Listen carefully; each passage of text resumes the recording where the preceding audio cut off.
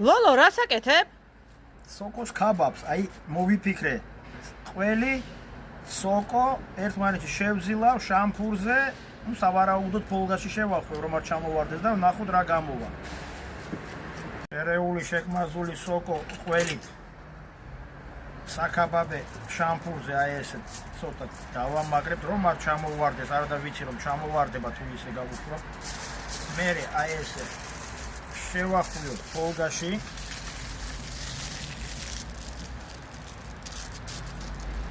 და ნახოთ რა გამოვა. გაჩვენებთ შემდეგ სერიაში.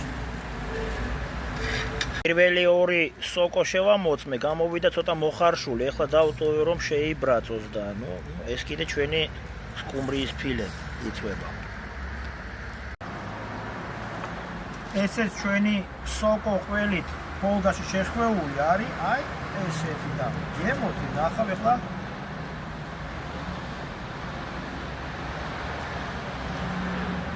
მოხარშულს ჯობია, ანუ პირველი მოხსენი მე სადღაც 15 წუთში და იყო მოხარშული და ეს უკვე შემთხვევია და ბევრად გემრიელია.